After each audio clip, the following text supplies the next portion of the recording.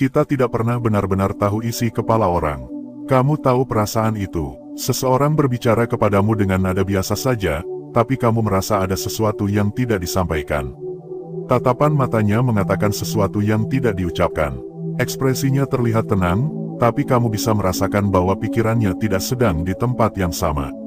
Di momen-momen seperti itu, kamu mungkin bertanya, apa sebenarnya yang sedang dipikirkan orang ini? Apakah aku terlalu sensitif?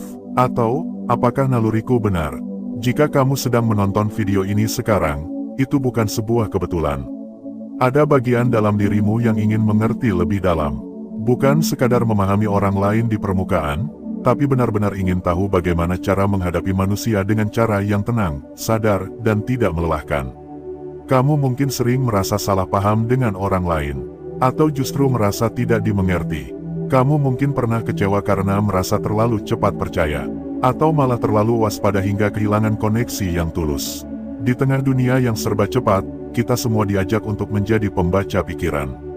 Menilai dari kata-kata singkat, menyimpulkan dari reaksi sekilas, dan pada akhirnya, seringkali kita salah. Karena kita tidak diberi waktu untuk tenang. Tidak diajari cara mengamati dengan sadar. Padahal memahami pikiran orang lain bukan tentang menjadi lebih pintar, tapi tentang menjadi lebih sadar. Filsafat Stoik tidak memberikan kita cara untuk mengendalikan pikiran orang lain. Justru sebaliknya, ia mengajarkan kita untuk menerima bahwa kita tidak bisa sepenuhnya tahu apa yang sedang terjadi di kepala orang lain. Dan dari ketidaktahuan itu, lahirlah kerendahan hati. Lahirlah kehati-hatian dalam menilai. Dan lahirlah kesabaran untuk tidak langsung bereaksi. Kita mulai dari satu kesadaran penting. Kamu tidak tahu isi kepala siapapun. Tidak peduli seberapa dekat hubunganmu dengan mereka. Tidak peduli seberapa lama kamu mengenalnya. Isi kepala orang adalah ruang yang tidak pernah bisa dimasuki sepenuhnya. Kamu bisa menebak, kamu bisa membaca tanda-tanda, tapi kamu tetap tidak akan pernah benar-benar tahu. Lalu apakah itu berarti kita menyerah saja? Tidak, filsafat Stoik tidak mengajarkan kita untuk menjadi pasif. Tapi mengajak kita untuk mengamati dengan jernih, dengan tenang, dengan niat untuk memahami, bukan menilai.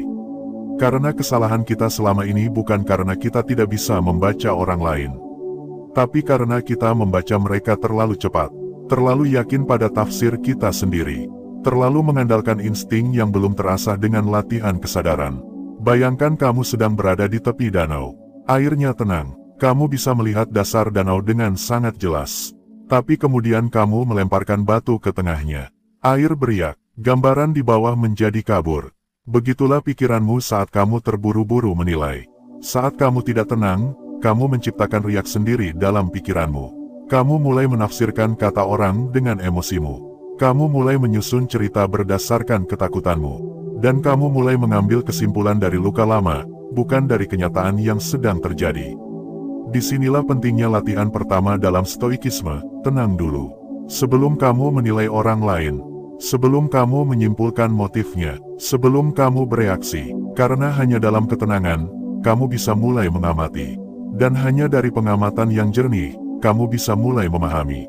Kamu tidak bisa memahami sesuatu yang sedang bergerak liar. Begitu juga dengan pikiranmu. Tenang bukan berarti diam. Tenang adalah kondisi pikiran di mana kamu tidak lagi dikuasai oleh prasangka. Kamu tidak lagi tergesa-gesa untuk membalas, membela, atau menyimpulkan. Kamu hadir, kamu mengamati, dan kamu membiarkan kebenaran muncul sendiri. Marcus Aurelius pernah menulis, jangan buru-buru menyatakan sesuatu sebagai baik atau buruk. Biarkan waktu mengungkap kebenarannya. Kalimat ini bukan sekadar nasihat etis, tapi panduan psikologis yang mendalam. Karena saat kamu terlalu cepat mengatakan, orang ini menyebalkan, atau dia pasti membenci saya, dia pasti punya niat buruk, kamu sedang menciptakan realitas palsu. Bukan berdasarkan pengamatan, tapi berdasarkan interpretasi yang belum tentu benar. Dan yang lebih berbahaya, kamu mulai memperlakukan orang lain bukan berdasarkan siapa mereka, tapi berdasarkan cerita di kepalamu tentang siapa mereka. Disinilah konflik lahir, disinilah hubungan hancur, dan disinilah rasa kecewa terus berulang. Padahal, dengan menenangkan pikiran terlebih dulu, kamu memberi ruang bagi dua hal penting. Pertama, kamu mulai benar-benar mendengarkan. Kedua, kamu mulai memperhatikan tanda-tanda halus yang biasanya terlewat. Orang yang bicara terlalu banyak, mungkin sedang menutupi rasa tidak amannya. Orang yang terlalu sering menyindir, mungkin menyimpan kemarahan yang tak tersalurkan. Orang yang terlihat bahagia di media sosial, mungkin justru sedang paling hancur dalam diam. Tapi semua itu tidak akan kamu lihat kalau kamu datang dengan agenda sendiri. Dengan ego yang ingin membuktikan bahwa kamu benar. Dengan prasangka yang lahir dari masa lalu. Karena itu, filsafat stoik bukan hanya latihan akal, tapi juga latihan batin. Latihan untuk diam, menahan diri, mengamati. Bukan dengan kecurigaan, tapi dengan kesadaran bahwa semua orang sedang dalam perjalanan hidupnya masing-masing. Dan kamu tidak perlu mengerti semuanya. Kamu hanya perlu cukup jernih untuk tidak menambah kekacauan. CTA untukmu sekarang sederhana. Tuliskan di komentar satu pengalaman di mana kamu salah paham karena terlalu cepat menilai seseorang. Apa pelajaran yang bisa kamu petik? Bagaimana kamu akan bertindak berbeda bila itu terjadi lagi? Latihan kecil ini akan membantumu melihat pola. Dan pola adalah pintu masuk untuk memahami. Bukan hanya memahami orang lain, tapi juga dirimu sendiri. Karena kadang-kadang, kita tidak salah menilai orang lain. Kita hanya belum cukup mengenal cara kerja pikiran kita sendiri. Kita terlalu sibuk mencari makna di luar, hingga lupa bahwa tafsir kita lahir dari dalam. Dan saat kamu mulai sadar akan hal ini, kamu akan menyadari betapa tenangnya hidup ketika kamu berhenti menuntut orang lain untuk sesuai dengan ekspektasimu. Kamu berhenti bereaksi terhadap setiap ekspresi orang. Kamu berhenti mendramatisir setiap perbedaan pandangan. Dan kamu mulai hidup di jalur tengah jalur pengamatan, kesadaran, dan kehadiran. Inilah dasar dari panduan stoik untuk memahami pikiran orang. Bukan untuk menjadi pengendali, tapi untuk menjadi pengamat yang sadar. Bukan untuk menebak-nebak motif orang lain, tapi untuk menjaga dirimu tetap tenang di tengah kebingungan. Karena dunia ini penuh dengan asumsi. Dan ketenangan adalah satu-satunya cara untuk tidak tenggelam di dalamnya. Di bagian berikutnya, kita akan melanjutkan pembahasan ini. Bagaimana caranya mengamati orang lain dengan lebih bijak tanpa terjebak prasangka. Karena dari pengamatan yang benar, lahir pemahaman yang lebih manusiawi. Sampai di sana, tetap tenang, tetap sadar, dan biarkan hatimu perlahan belajar untuk melihat dengan mata yang baru. Mengamati dengan kesadaran, bukan menghakimi. Sebelum kita lanjut, saya ingin kamu benar-benar ada di sini.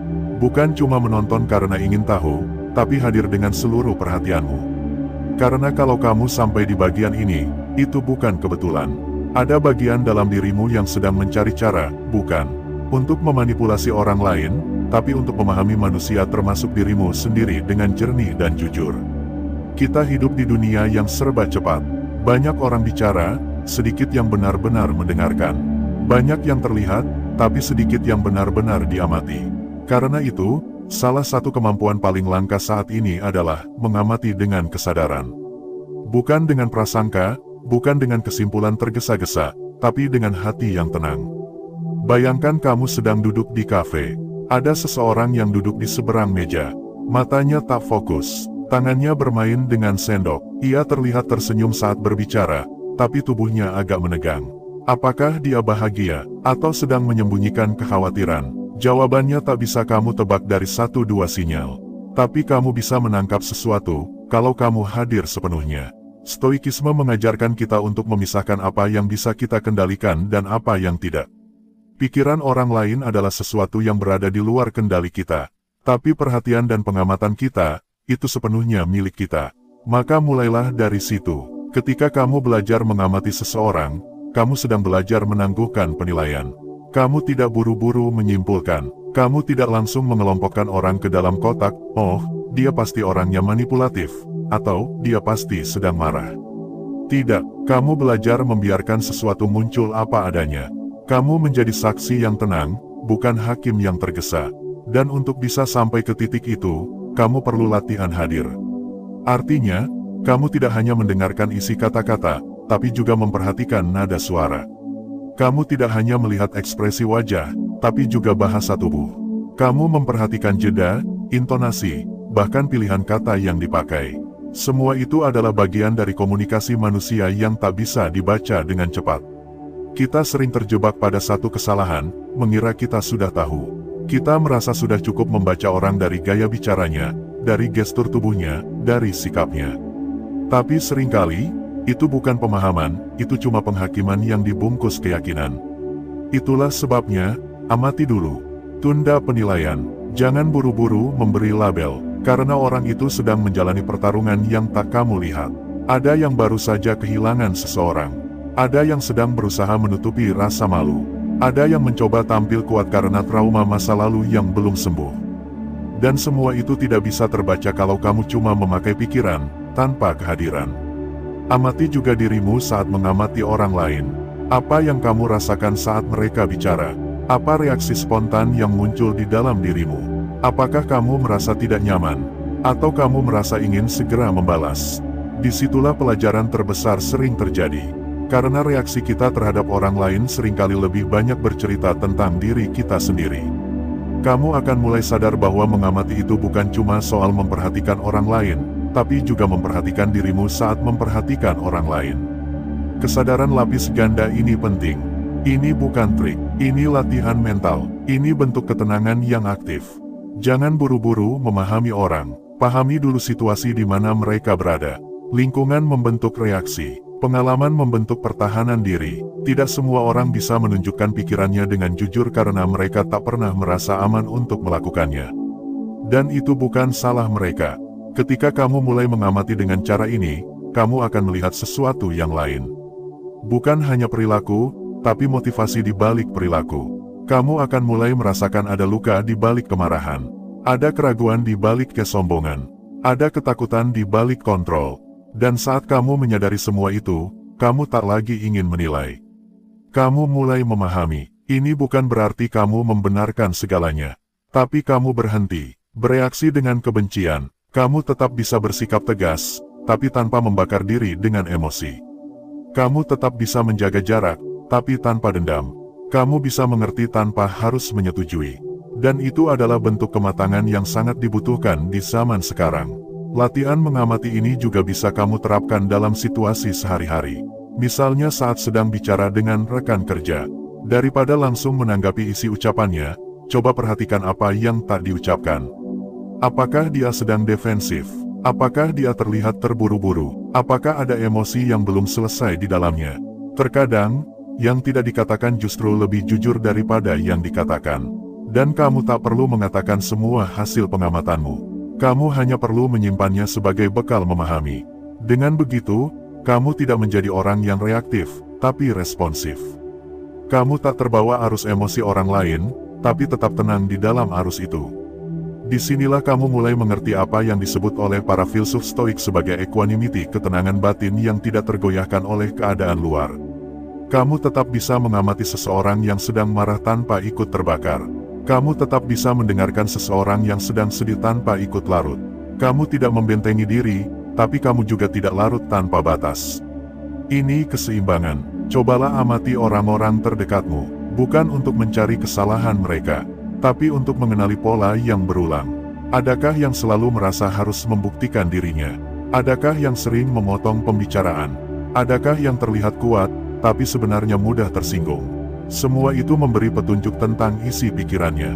Dan dari situ, kamu akan belajar satu hal penting, memahami orang bukan dengan logika saja, tapi dengan keheningan. Karena keheningan memberi ruang bagi sinyal-sinyal halus yang sering terlewat. Keheningan membuatmu tidak tergesa, tidak terburu-buru, tidak merasa harus punya kesimpulan sekarang juga. Banyak dari kita terlalu cepat ingin tahu, dia kenapa ya?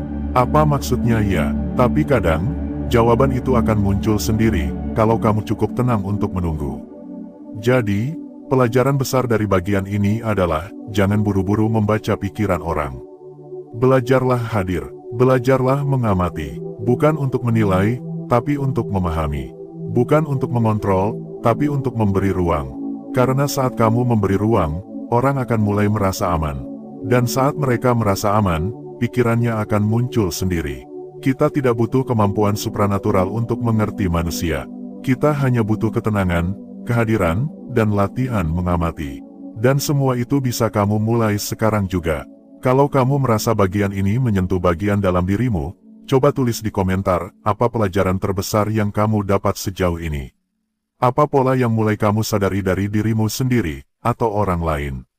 Karena satu hal yang pasti, kamu tidak menonton ini karena kebetulan.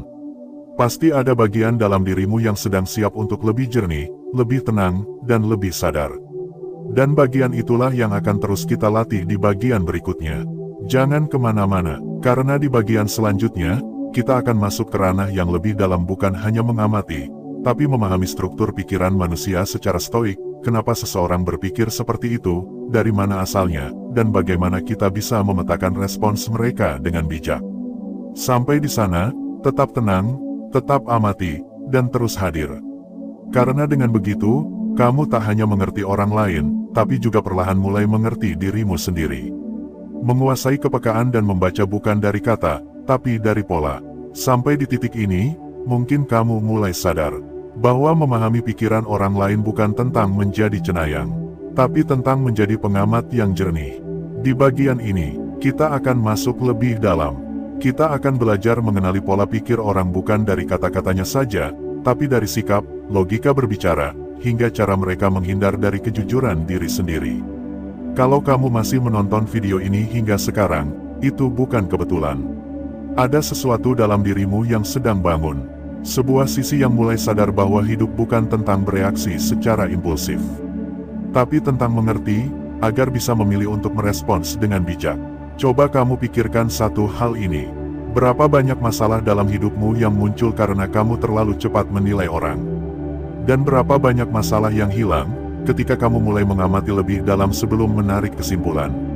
Ini bukan teori, ini realitas yang berulang. Di setiap hubungan, pertemanan, kerja tim, bahkan konflik keluarga. Mari kita bahas lebih dalam, secara perlahan. 1. Pola bahasa, apa yang mereka ulang, itulah isi kepalanya. Setiap orang punya pola, dan pola itu paling mudah muncul lewat bahasa. Orang yang sering mengulang kalimat seperti, aku nggak bisa, dunia ini nggak adil, aku capek terus, atau, nggak ada yang benar-benar peduli, sedang menunjukkan sesuatu. Bukan hanya isi pikirannya, tapi juga cara pikirnya. Dan ketika kamu menangkap pola itu, kamu tidak perlu menghakimi. Cukup kamu catat dalam diam. Bahasa itu bayangan dari keyakinan. Dan keyakinan itu adalah pintu masuk untuk memahami siapa orang itu sebenarnya. Kamu tidak harus mengoreksi mereka saat itu juga. Karena bukan itu tujuannya. Tujuanmu bukan jadi penyelamat, tapi jadi pengamat yang sadar. Jadi, lain kali kalau kamu sedang bicara dengan seseorang, dengarkan dengan tenang. Perhatikan kata-kata yang muncul berulang. Pola-pola kecil, frasa-frasa khas yang menunjukkan dunia batin mereka. Itu akan memberimu peta, tanpa kamu harus bertanya secara langsung. 2. Reaksi emosional yang tidak proporsional. Pernah lihat seseorang marah besar hanya karena ditegur sedikit? Atau panik berlebihan padahal masalahnya belum jelas? Itu tanda bahwa mereka membawa luka yang belum selesai. Dan luka itu entah sadar atau tidak memengaruhi cara mereka menafsir dunia. Dalam filsafat stoik, kita diajarkan untuk tidak fokus pada kejadian, tapi pada penilaian kita terhadap kejadian itu. Ketika kamu melihat orang lain bereaksi secara ekstrim pada hal-hal kecil, itu petunjuk penting bahwa mereka sedang mengisi realitas dengan tafsir pribadi yang belum beres. Jadi, jika kamu ingin memahami mereka, kamu harus mundur selangkah. Lihat konteksnya, jangan buru-buru menyamakan emosi mereka dengan fakta. Bisa jadi, kamu justru melihat gambaran besar dari luka yang belum sempat disembuhkan. Dan dengan kesadaran itu, kamu bisa bersikap lebih tenang, tidak terpancing, tidak terseret dalam drama emosi yang bukan milikmu. 3. Ketidaksesuaian antara kata dan tubuh. Kamu pernah merasakan seseorang bilang, "Gak apa-apa," tapi matanya berkaca-kaca. Atau seseorang tertawa, tapi tubuhnya kaku. Manusia tidak bisa sepenuhnya menyembunyikan isi pikirannya. Mereka bisa memoles kata-kata, tapi tubuh mereka akan berbicara jujur. Itulah kenapa, jika kamu ingin membaca pikiran seseorang, jangan hanya lihat apa yang dikatakan. Lihat juga bagaimana dia mengatakannya. Apakah dia menghindari tatapan mata? Apakah bahunya menegang saat membahas satu topik tertentu? Apakah dia mengalihkan pembicaraan ketika ditanya hal-hal yang personal? Setiap detail kecil itu seperti serpihan kaca yang kalau kamu susun pelan-pelan, akan membentuk cermin. Dan di sana, kamu akan melihat siapa dia sebenarnya.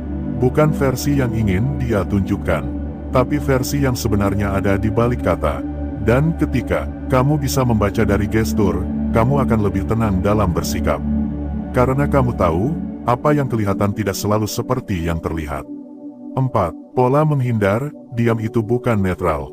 Kamu mungkin pernah menghadapi orang yang tidak pernah mau menyampaikan perasaannya secara terbuka. Setiap kali diajak bicara serius, dia mengalihkan topik. Setiap kali diminta pendapat, dia bilang, terserah. Ini bukan ketenangan, ini penghindaran. Orang yang terlalu sering menghindar biasanya menyimpan dua hal, ketakutan dan ketidakmampuan untuk mengekspresikan diri dengan aman.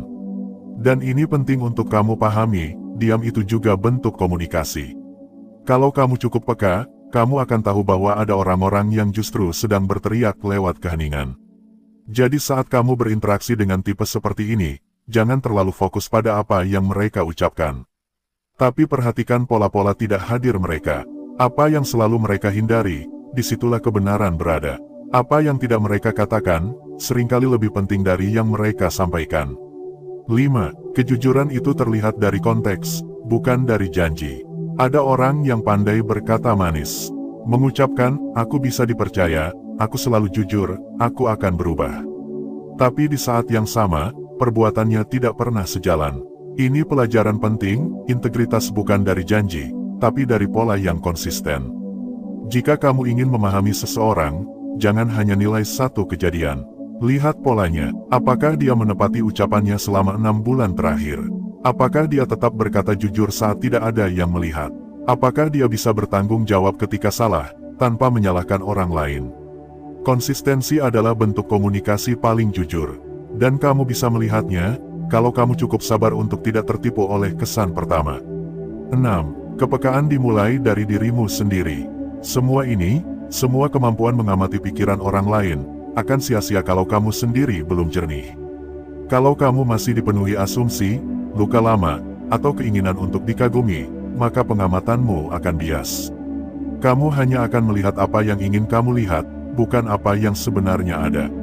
Itulah mengapa stoicisme selalu mengajak kita kembali ke dalam diri sendiri. Sebelum kamu bisa mengerti orang lain, kamu harus tenang dulu. Tenang bukan berarti pasif, tapi berarti kamu tidak sedang dikendalikan oleh emosi atau ego. Dari tenang, lahirlah ruang untuk mengamati. Dan dari pengamatan yang jernih, muncul pemahaman. Ketika kamu peka terhadap dirimu sendiri, kamu jadi tahu kapan persepsimu mulai kabur. Dan ketika itu terjadi, kamu bisa tarik napas, dan mengembalikan kesadaran ke tempat yang netral. Bukan bereaksi, tapi memilih untuk merespons dengan bijak. 7. Membaca orang bukan untuk mengontrol, tapi untuk memahami. Ada satu hal yang harus diingat, kemampuan membaca pikiran orang bukan untuk memanipulasi mereka. Bukan untuk menciptakan keunggulan pribadi, tapi untuk menciptakan ruang pengertian. Semakin kamu mengerti orang lain, semakin kamu sadar bahwa semua orang sedang berjuang dalam diamnya masing-masing. Ada yang terlihat kuat, tapi rapuh di dalam. Ada yang terlihat ceria, tapi kesepian di malam hari. Ada yang suka mengkritik orang lain, padahal itu bentuk cermin dari ketidakpuasan terhadap dirinya sendiri. Dan ketika kamu tahu semua itu, kamu tidak akan jadi orang yang mudah tersinggung. Kamu tidak akan cepat marah atau kecewa, karena kamu sadar mereka hanya manusia, sama sepertimu, yang juga sedang belajar hidup, yang juga sedang mencari makna, yang juga sedang mencoba tenang di tengah kebisingan batin. Bagian ini mungkin terasa seperti cermin, bukan hanya membantumu melihat orang lain lebih dalam, tapi juga membantumu mengenali bagaimana kamu sendiri berpikir, merasa, dan bersikap selama ini. Karena pada akhirnya, memahami orang lain hanyalah perpanjangan dari memahami diri sendiri. Dan kepekaan bukan sesuatu yang kamu kejar, tapi sesuatu yang kamu latih. Lewat keheningan, lewat ketenangan, lewat kesadaran, di bagian terakhir nanti, kita akan merangkum semuanya. Kita akan melihat bagaimana semua bagian ini bersatu, membentuk satu prinsip sederhana. Bahwa mengerti orang lain dimulai dari satu keberanian paling sunyi, yaitu diam sejenak, agar kita bisa benar-benar mendengar. Terima kasih sudah bertahan sejauh ini. Kamu bukan penonton biasa, kamu adalah seseorang yang sedang bergerak menuju kejernihan. Dan itu akan membuat hidupmu sangat berbeda. Pemahaman yang tidak diburu, melainkan ditumbuhkan. Kita telah berjalan jauh bersama. Dari mengenali bahwa membaca pikiran orang bukan soal trik cepat, melainkan hasil dari ketenangan dan kepekaan terhadap isyarat batin yang sering kita abaikan. Lalu menelusuri bahwa setiap manusia menyimpan pengalaman hidup, luka, ketakutan, harapan, dan cara bertahan masing-masing. Dan bahwa untuk mengerti orang lain, kita harus lebih dulu melatih keheningan dalam diri sendiri, bukan untuk menebak, tapi untuk tidak bereaksi secara sembrono. Dan kini, kita sampai pada simpul yang tenang, bahwa memahami pikiran orang bukanlah keharusan, tapi bisa menjadi anugerah, bila dilakukan tanpa pamrih menguasai atau mengendalikan. Bila kamu sampai di bagian ini, itu bukan kebetulan. Mungkin ada bagian dalam dirimu yang memang sedang mencari kejelasan. Bukan tentang orang lain semata, tapi juga tentang dirimu sendiri. Dan itu adalah langkah awal yang paling tulus dalam memahami orang lain, yaitu ketika kamu tak lagi terobsesi memahaminya untuk keuntungan, tapi justru demi membangun jembatan dalam hubungan antar manusia. Bayangkan sejenak, bagaimana dunia ini bisa menjadi lebih damai bila lebih banyak orang bersedia menenangkan diri sebelum menyimpulkan, mendengar sebelum menjawab, dan melihat sebelum menilai. Itu bukan hal besar, tapi dampaknya bisa mengubah arah hidup, keputusan, bahkan hubungan. Salah satu kebijaksanaan Stoik mengatakan, "We have two ears and one mouth so that we can listen twice as much as we speak." Ini bukan hanya tentang teknik komunikasi, tapi tentang cara hidup. Kita terlalu sering terpaku pada reaksi. Cepat menyimpulkan, cepat menghakimi, cepat membela diri, padahal banyak yang bisa dipahami jika kita bersedia diam sebentar lebih lama. Disitulah kekuatan sesungguhnya berada. Kekuatan yang tidak mengintimidasi, tapi menyadarkan. Kekuatan yang tidak mendominasi, tapi menenangkan. Kekuatan yang tidak membuat orang takut, tapi merasa dimengerti. Dan untuk sampai ke titik itu, kamu tidak butuh status sosial, gelar, atau pengaruh besar. Kamu hanya butuh keberanian untuk berhenti sebentar, mengendapkan, mengamati. Mungkin sekarang kamu sadar, bahwa semakin kamu ingin tahu isi pikiran orang lain, semakin kamu harus berdamai dulu dengan suara-suara dalam kepalamu sendiri. Karena jika tidak, yang kamu tangkap dari orang lain bukan sinyalnya, tapi biasmu sendiri. Dan bias itu bisa menyesatkan. Jadi apa yang sebenarnya harus kita lakukan? Tidak ada formula pasti, tapi ada prinsip yang bisa kamu bawa kemanapun kamu pergi. Tenang, amati, pahami. Tenang bukan berarti pasif, tapi memilih untuk tidak tergesa. Amati bukan berarti curiga, tapi memperhatikan dengan kesadaran penuh. Pahami bukan berarti membenarkan semuanya, tapi mengerti konteks di balik tindakan. Dengan 3 sikap itu, kamu bukan hanya bisa mengerti pikiran orang, tapi juga bisa menghindari kesalahpahaman yang tidak perlu, pertengkaran yang sia-sia, dan luka batin yang berasal dari penilaian yang prematur. Tentu, kamu tidak akan selalu berhasil. Ada orang yang memang sulit dimengerti. Bahkan ada yang tidak ingin dimengerti. Dan itu tidak apa-apa. Tujuan kita bukan menaklukkan isi pikiran orang lain, tapi menjadi manusia yang cukup sadar untuk tidak terseret oleh prasangka sendiri. Jika kamu bertemu orang yang tertutup, itu bukan tanda untuk menyerah, tapi kesempatan untuk melatih kesabaran. Jika kamu bertemu orang yang temperamental, itu bukan tanda untuk melawan, tapi kesempatan untuk melatih ketenangan. Dan jika kamu bertemu orang yang manipulatif, itu bukan tanda untuk ikut bermain, tapi kesempatan untuk melatih kejernihan penilaian. Setiap interaksi adalah cermin, dan kamu bisa memilih mau ikut terpantul, atau tetap menjadi cermin yang jernih.